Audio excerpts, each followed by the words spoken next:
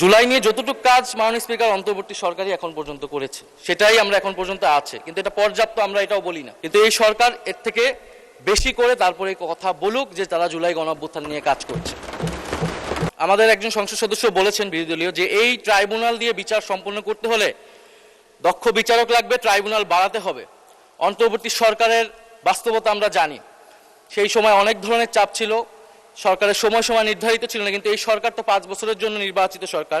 Tribunal নিয়ে তাদের পরিকল্পনা কি? এই ট্রাইব্যুনাল দিয়ে এই বিচার প্রক্রিয়া সঠিকভাবে সম্পন্ন করা যাবে না সঠিক সময়ের মধ্যে। ফলে প্রসিকিউশন টিমে দক্ষ আইনজীবী নিয়োগ এবং ট্রাইব্যুনাল বাড়ানো নিয়ে সরকারের কি পরিকল্পনা আমরা জানতে চাই। মাননীয় স্পিকার, আমাদের সরকার দলীয় জোটের একজন বন্ধু উনি অনেক কথা বললেন, অন্তর্বর্তী সরকারের দায়টা দিলেন। তো ওনারা এখন সরকারের পার্ট, প্রতিমন্ত্রী হয়েছেন, ওনাদের আন্দোলনের ফসল।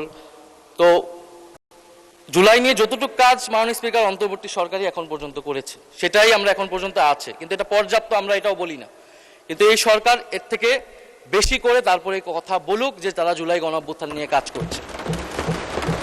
বাজেটে ভাতা দেওয়া হয়েছে, এটা অন্তর্বর্তী সরকারের সময় সিদ্ধান্ত নেওয়া, তারা এবার এটা কন্টিনিউ করেছে, যেমন তাদেরকে ধন্যবাদ দিচ্ছি। জাদুঘর, সেটাও অন্তর্বর্তী সরকারের সময় উদ্যোগ নেওয়া, ট্রাইব্যুনাল বলেন সবকিছুই। তো আমরা আশা করব এটাও পর্যাপ্ত না, ওনারা পর্যাপ্ত উদ্যোগ নেবেন সেটা আমরা আশা করছি।